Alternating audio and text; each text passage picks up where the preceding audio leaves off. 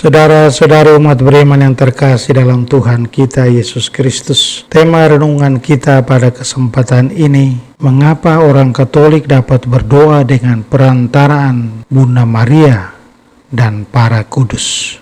Mengapa umat Katolik selalu berdoa dengan perantaraan Bunda Maria dan para kudus? Pertanyaan ini mungkin mengganggu pikiran dan penghayatan iman kita dan mengganggu kebiasaan berdoa kita sehari-hari. Namun sebaiknya pertanyaan ini pun ditampung, direfleksikan dan dipikirkan, sehingga ketika seseorang di antara saudara-saudari kita mempertanyakannya, kita dapat memberikan pemahaman yang baik, pemahaman yang benar, agar tidak menimbulkan salah paham, salah mengerti di dalam kebersamaan dalam kehidupan kita sehari-hari. Pada prinsipnya, para kudus tidak menggantikan tempat Allah Bapa, Allah Putra, dan Allah Roh Kudus.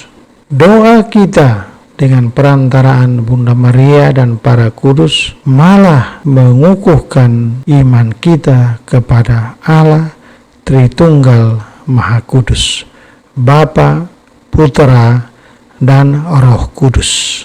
Doa umat Kristiani dan teristimewa umat Katolik sesungguhnya dialamatkan kepada Allah Tritunggal Maha Kudus.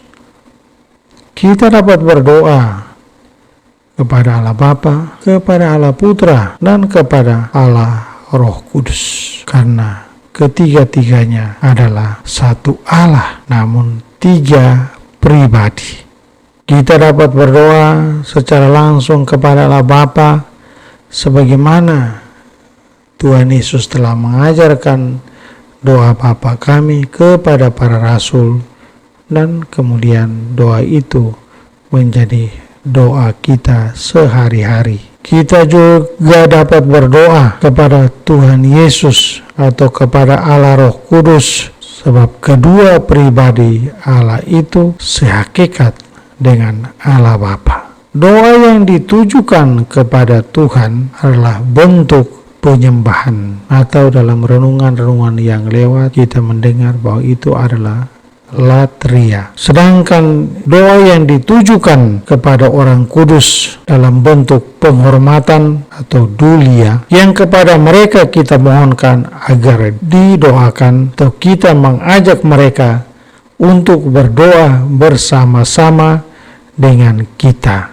Mazmur 103 ayat 20, Mazmur 148 ayat 1 dan 2. Hal berdoa kepada Allah dan juga kepada para kudus kelihatan sekali di dalam perayaan Ekaristi Kudus kita sebagai doa yang paling tinggi. Perayaan Ekaristi merupakan doa gereja dalam kesatuan dengan Kristus kepada Allah Bapa oleh kuasa Roh Kudus. Dalam perayaan Ekaristi Kudus, umat Katolik mendaraskan doa-doa yang ditujukan kepada Allah Bapa, seperti doa Bapa kami, kemuliaan, doa aku percaya, doa syukur agung. Namun dalam perayaan Ekaristi pula kita memohon dukungan para kudus agar Allah menerima pertobatan hati kita. Kita pun berdoa dalam kesatuan dengan para kudus kita saat kita menyerukan kudus, kudus, kudus Allah.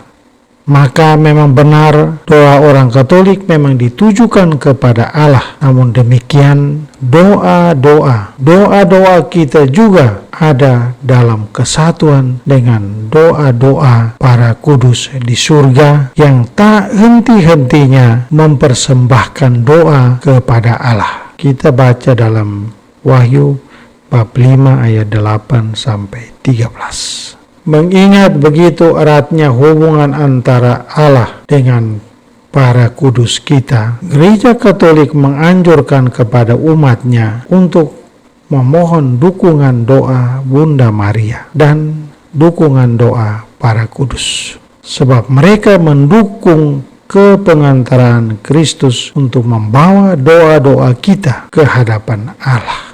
Oleh karena itu, sebagai umat beriman dapat memohon pertolongan Bunda Maria dan para kudus lainnya agar mendoakan wujud permohonan kita di hadapan Allah. Para orang kudus dan teristimewa Bunda Maria bukan saingan Allah, namun mereka adalah sahabat-sahabat Allah yang turut mendukung rencana Allah untuk menyelamatkan umat manusia.